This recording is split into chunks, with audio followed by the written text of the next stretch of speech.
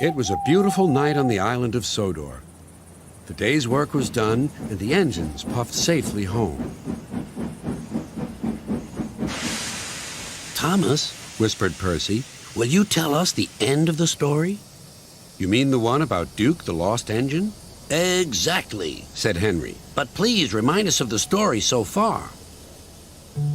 So Thomas began, and here is the rest of the story he told. Duke was old and lived with two young engines called Stuart and Falcon. They teased Duke and called him Grandpuff, but they were happy together.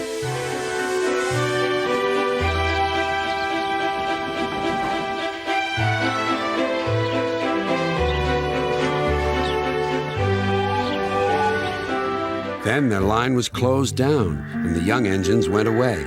Duke was left alone in the shed. He went to sleep, and everything around him changed. But Duke was never forgotten.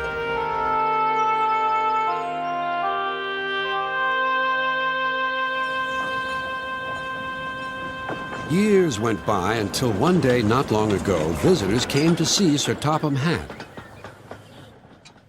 "We want to find Duke," they said, "and make him happy again." Maps lay everywhere. "If we follow the old line shown here on the map," they said, "we'll travel north of the village and then into the mountains.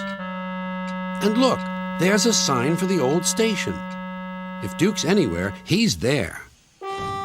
Everyone set off to the mountains far away. The days went by and the search grew harder, but the rescuers wouldn't give up.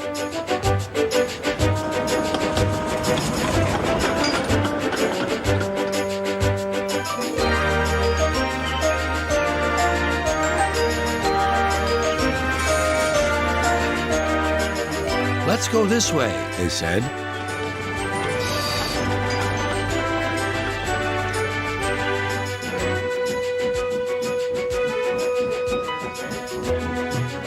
But there was still no sign of Duke.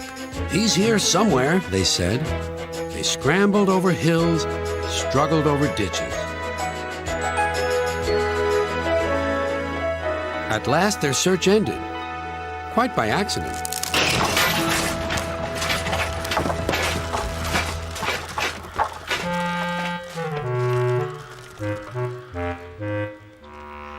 "We've found him! We've found our Sleeping Beauty!" "Excuse me," inquired Duke. "Are you a vandal? Driver told me vandals break and smash things." "Bless you, no," laughed the rescuers. "We've dropped in because we couldn't find your door. Falcon and Stuart will be pleased to see you." "So they did remember," sighed Duke happily.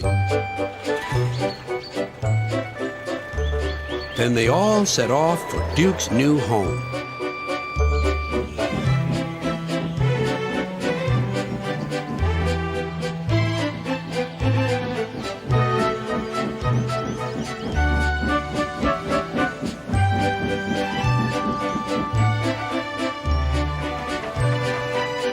Stuart and Falcon were ready with a big welcome. "He's here," they whispered.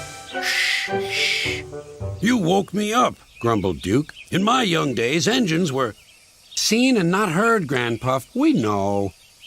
We'll all be back to work tomorrow. We're glad you've come back. We can keep you in order now." "Keep me in order? Be off with you, impudent scallywags."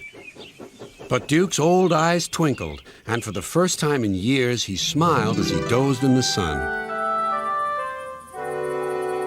And that, said Thomas, is the whole story. Did you like it? "Yes, indeed," agreed the engines, "especially the happy ending." And soon, they were all asleep, too.